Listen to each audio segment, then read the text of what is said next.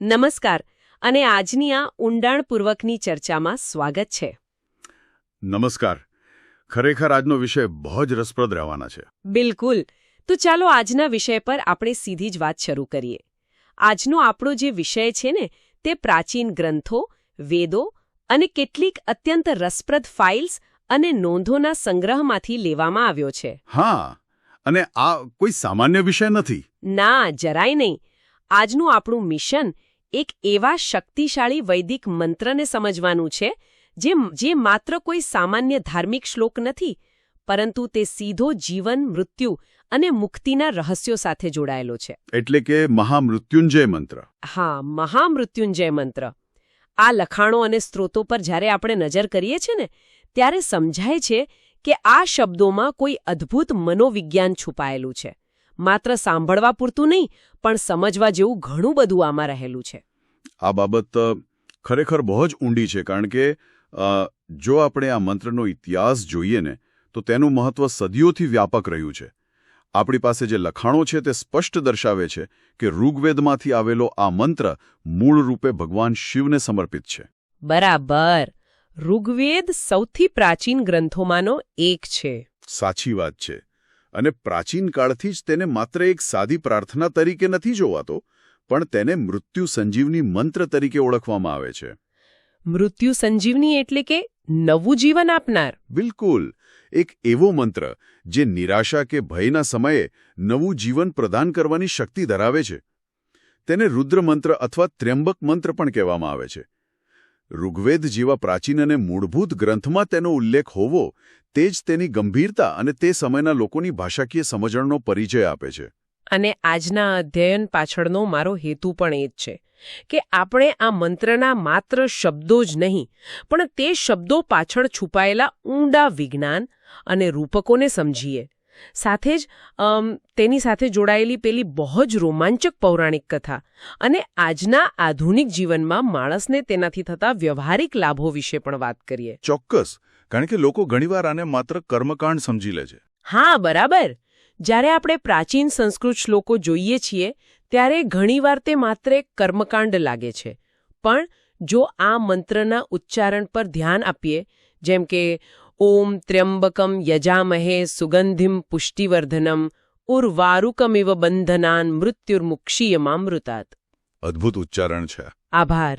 પણ જો આ સંસ્કૃત ભાષા સાંભળવામાં ખૂબ જ લયબદ્ધ લાગે છે, પણ આજના સમયના લોકો માટે આ સંસ્કૃત શબ્દોનો સરળ અર્થ શું થાય છે?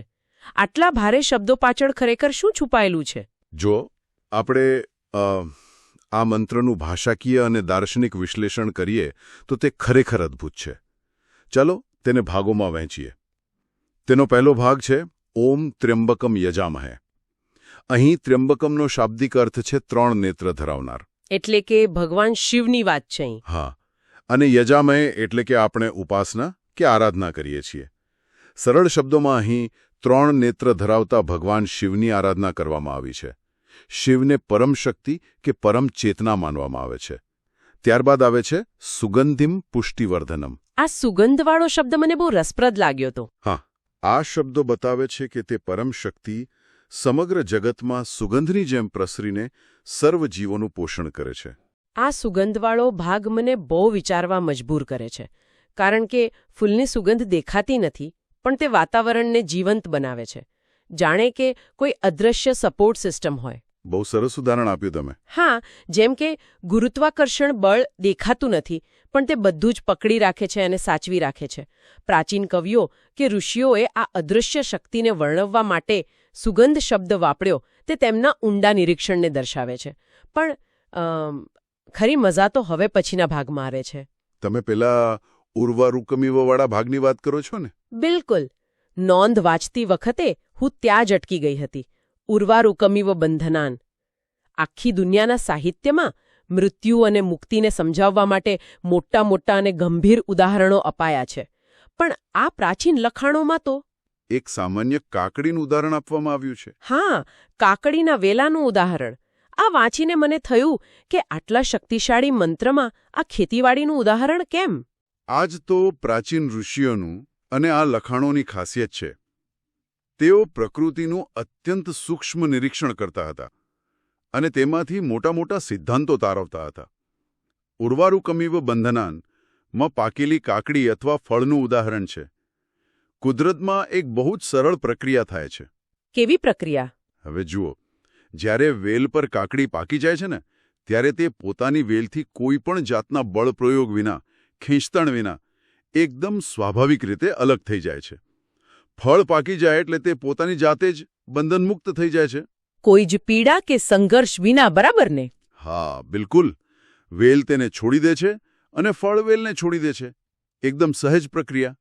આ રૂપક પાછળનું મનોવિજ્ઞાન ખરેખર બહુ ઊંડું છે. સામાન્ય રીતે માણસ માટે મૃત્યુ કે કોઈ પણ પ્રકારનો અંત હંમેશા ભય અને સંઘર્ષ સાથે જોડાયેલો હોય છે. માણસ હંમેશા બધું પકડી રાખવા માંગે છે. સાચી વાત છે. હોસ્પિટલના પલંગ પર જીવન ટકાવી રાખવાની જદ્દોજહદ હોય કે પછી કોઈ પરિસ્થિતિને પકડી રાખવાની જીદ.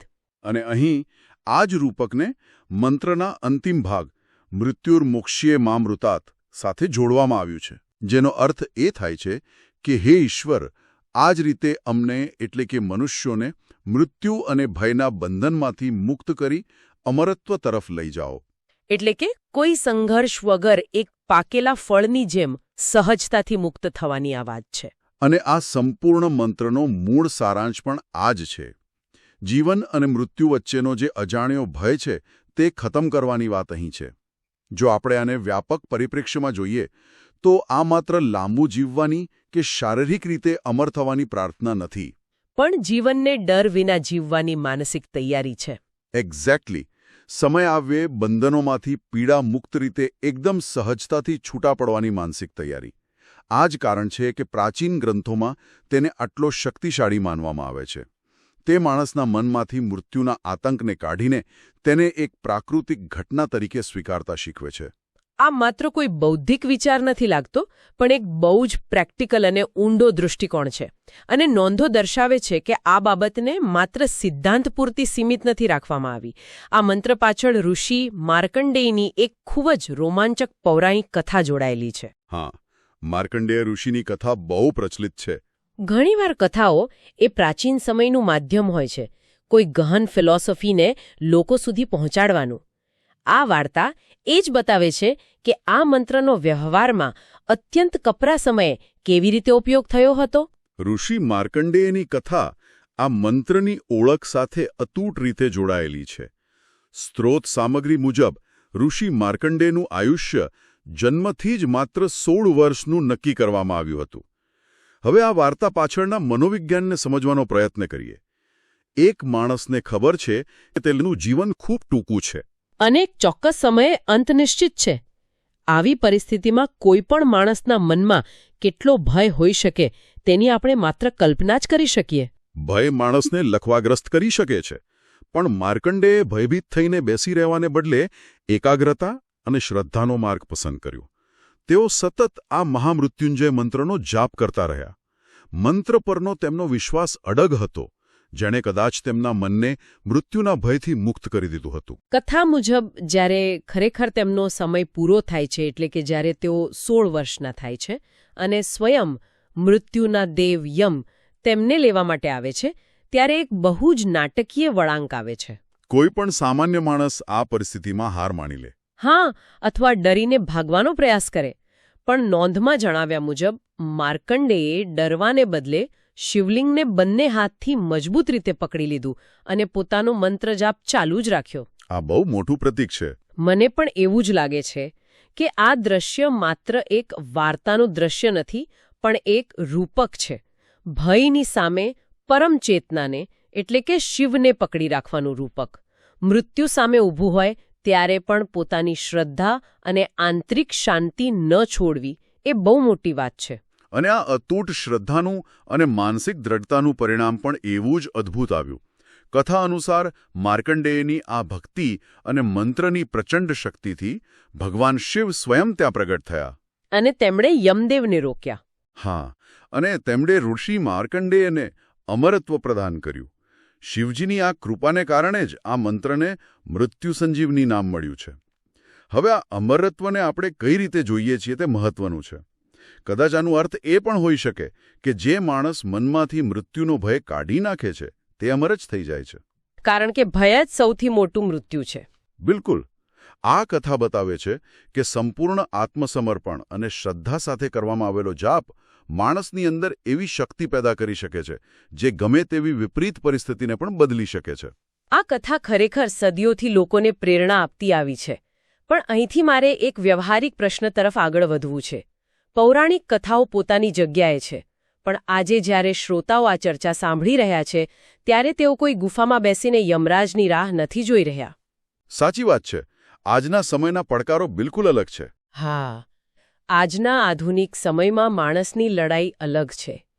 તે પોતાના રોજિંદા તણાવ, નોકરીની ચિંતા, બીમારીઓ અને માનસિક અશાંતિ સામે લડી રહ્યો છે. તો ફાઇલ્સ અને સ્ત્રોત સામગ્રી શું કહે છે? આજના યુગમાં આરોગ્ય અને શાંતિ માટે આ મંત્ર કેવી રીતે કામ કરે છે? આ બહુ જ અગત્યનો મુદ્દો છે અને સ્ત્રોત સામગ્રીમાં આ મંત્રના વ્યવહારિક લાભો વિશે બહુ જ સ્પષ્ટ માહિતી આપવામાં આવી છે. જો આપણે ફાઇલ્સમાં જોઈએ તો ખ્યાલ આવે છે કે આના ફાયદા માત્ર ધાર્મિક પૂરતા સીમિત નથી, પણ માનસિક અને શારીરિક પણ છે. એટલે કે એક સર્વાંગી વિકાસ. હા, પહેલો સ્તર છે આધ્યાત્મિક લાભ. જ્યારે કોઈ આ મંત્રનો જાપ કરે છે ત્યારે મનને અત્યંત શાંતિ મળે છે. આસપાસની નકારાત્મક શક્તિઓથી રક્ષણ થાય છે અને વ્યક્તિની આત્મિક શક્તિ એટલે કે ઇનર સ્ટ્રેન્થમાં વધારો થાય છે, જે આજના સમયમાં બહુ જ જરૂરી છે. બિલકુલ.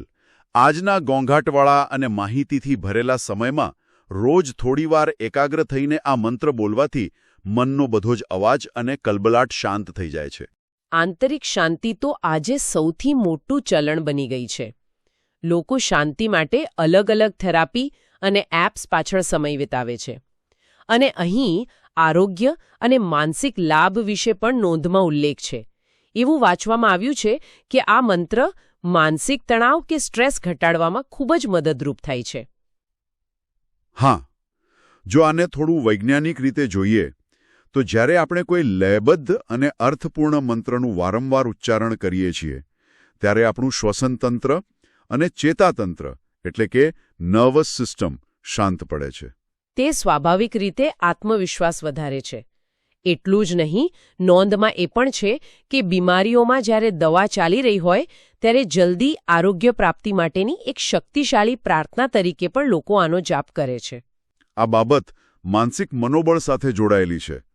જ્યારે બીમાર માણસ આ મંત્ર સાંભળે છે કે બોલે છે ત્યારે તેનામાં એક હકારાત્મક અભિગમ પેદા થાય છે. મનોવિજ્ઞાન પણ સ્વીકારે છે કે મનની સકારાત્મક સ્થિતિ શારીરિક રિકવરીને ઝડપી બનાવી શકે છે. આ એક બહુ જ સાચો તર્ક છે.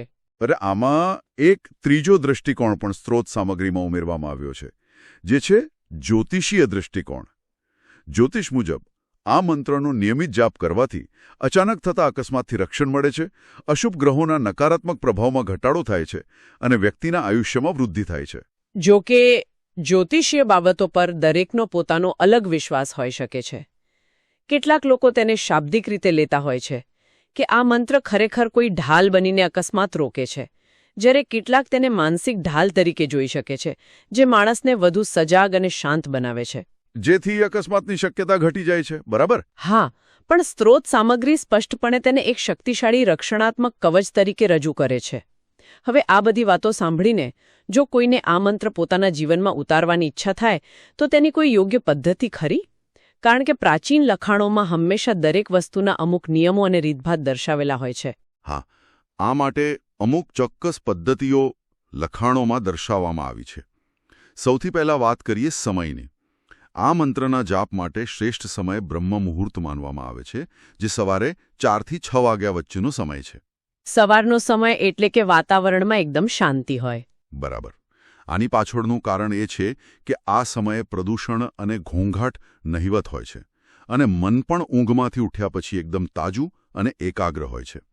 આ ઉપરાંત ધાર્મિક દૃષ્ટિએ સોમવારના દિવસે અને મહાશિવરાત્રિ જેવા પવિત્ર તહેવારો પર તેનું વિશેષ મહત્વ છે. આ સવારના સમયની વાત તર્કબદ્ધ લાગે છે, પણ મને જાપની સંખ્યા વિશે એક પ્રશ્ન થાય છે. નોંધમાં સામાન્ય રીતે 108 વખત જાપ કરવાનું સૂચન છે. ભારતીય પરંપરામાં આ 108નો આંકડો દરેક જગ્યાએ જોવા મળે છે. આ આંકડા પાછળ ગણિત અને ખગોળશાસ્ત્ર રહેલું છે. પ્રાચીન ઋષિઓએ બ્રહ્માંડના અંતરને આ આંકડા સાથે જોડ્યું છે, પરંતુ વ્યવહારિક રીતે જોઈએ તો 108 વાર જાપ કરવાથી મનને પૂરતો સમય મળે છે એક ચોક્કસ લયમાં આવવા માટે. જો કોઈ વિશેષ પ્રાર્થના કે સંકલ્પ હોય તો 1008 વખત જાપ કરવાનું વિધાન પણ સ્ત્રોત સામગ્રીમાં જોવા મળે છે. અને બેસવાની દિશા અને સાધન વિશે પણ લખાણોમાં સ્પષ્ટતા છે. જાપ કરતી વખતે ઉત્તર અથવા પૂર્વ દિશા તરફ મુખ રાખીને બેસવું. જપ માટે રુદ્રાક્ષની માળાનો ઉપયોગ કરવાનો કહેવામાં આવ્યો છે. માળાનો ઉપયોગ કદાચ એટલા માટે પણ હશે કે માણસનું મન ભટકી ન જાય અને હાથમાં રહેલા મણકા તેને સતત વર્તમાનમાં અને મંત્ર પર પાછા ખેંચી લાવે. એક પ્રકારનું ટેક્ટાઇલ કે સ્પર્શનું ફોકસ. પણ નોંધની સૌથી મહત્વની વાત મને એ લાગી કે જાપ કોઈ મશીનની જેમ યાંત્રિક રીતે કરવાને બદલે મનમાં પૂર્ણ શ્રદ્ધા સાથે ભગવાન શિવનું ધ્યાન ધરીને કરવો જોઈએ. જો ભાવના ન હોય તો શબ્દો માત્ર અવાજ બનીને રહી જાય છે. આ બાબત પર ભાર મૂકવો ખૂબ જરૂરી છે. શ્રદ્ધા અને ભાવના જ કોઈપણ પ્રક્રિયાને જીવંત બનાવે છે. ઋષિ માર્કંડેયની કથામાં પણ આપણે જોયું કે તેમની શ્રદ્ધા જ મુખ્ય કેન્દ્રમાં હતી.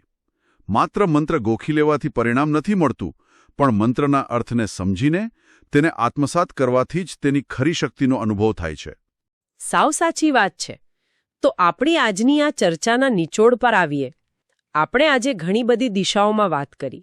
શરૂઆત આપણે મહામૃત્યુંજય મંત્રના ઋગ્વેદિક મૂળથી કરી અને સમજ્યા કે તે માત્ર ધાર્મિક શ્લોક નથી. પછી આપણે પેલું કાકડીનું અદ્ભુત રૂપક પણ જોયું. હા, જે સમજાવે છે કે કેવી રીતે ફળ પાકી ગયા પછી સ્વાભાવિક રીતે અને કોઈપણ ખેંચતાણ વિના બંધનમુક્ત થાય છે. ત્યારબાદ આપણે ઋષિ માર્કંડેયની વાર્તાનું મનોવિજ્ઞાન સમજ્યા, જ્યાં ભય સામે શ્રદ્ધાનો વિજય ખાય છે. અને અંતે આજના સમયમાં તેના માનસિક અને શારીરિક લાભો તથા સવારે બ્રહ્મ મુહૂર્તમાં જાપ કરવાની પદ્ધતિ વિશે પણ જાણ્યું. આ બધી જ બાબતો આપણને એ સમજાવે છે કે આ મંત્ર કોઈ ચમત્કારિક જાદુ નથી કે જે રાતોરાત બધું બદલી નાખે. પણ તે જીવનને જોવાનો એક આખો નવો દૃષ્ટિકોણ આપે છે.